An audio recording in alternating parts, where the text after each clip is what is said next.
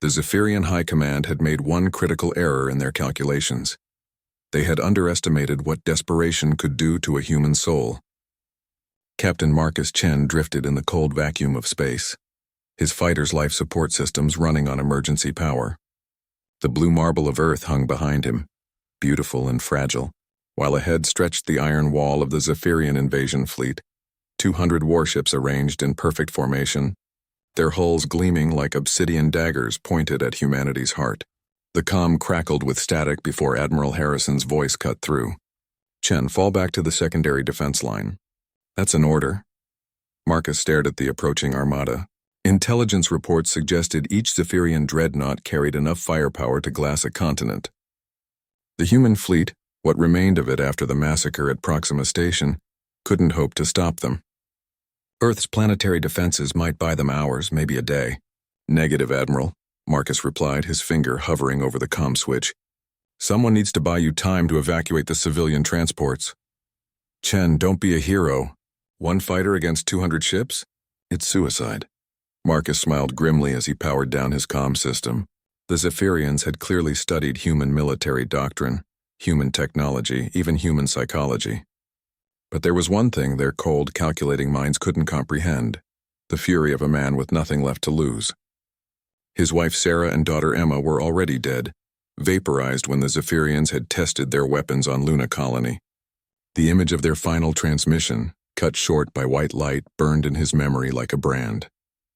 He activated his fighter's quantum drive, feeling the familiar hum as exotic matter twisted space-time around his ship.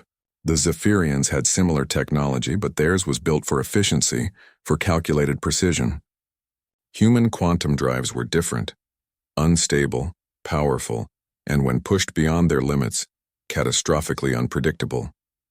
The lead Zephyrian vessel, a massive dreadnought with swept wings that could have housed a small city, began charging its primary weapons. Marcus could see the energy building along its hull like veins of liquid fire. He thought of Sarah's laugh, of Emma's first steps, of Sunday mornings when the war was just a distant rumor.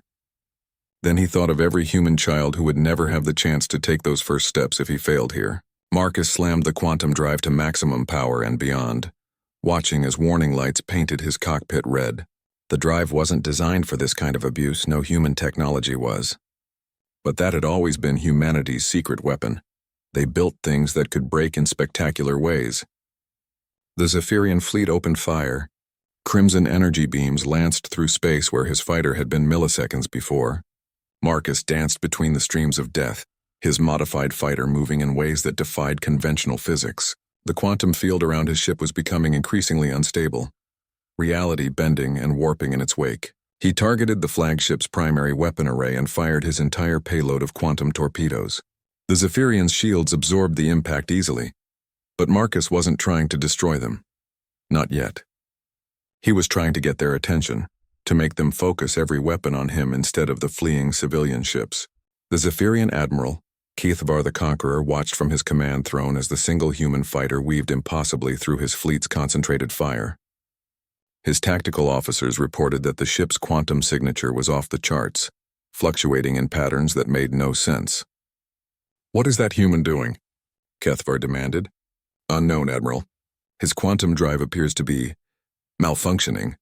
The readings are impossible." Keithvar's 6 eyes narrowed. In 300 years of conquest, he had never seen anything like this. The human was pushing his technology beyond all reasonable limits, flying a ship that should have torn itself apart from the quantum stress. It was illogical, irrational, insane. It was human.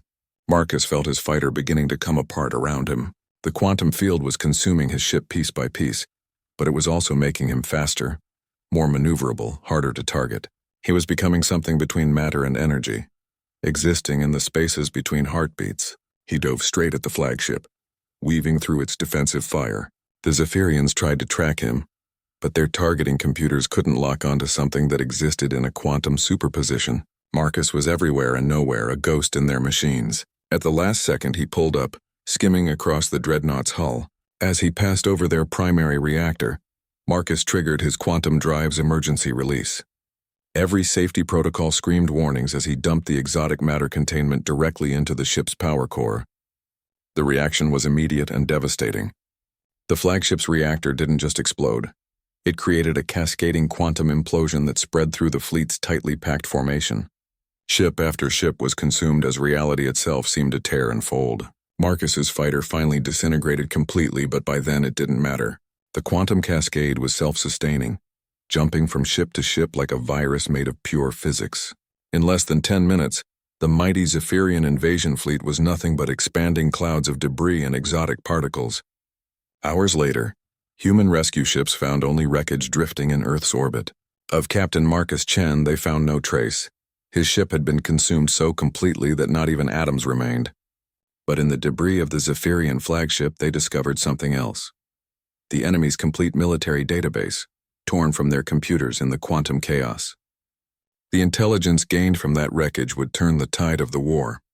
Humanity would push back the Zephyrian Empire, liberate world after world, and eventually stand as equals among the galactic community.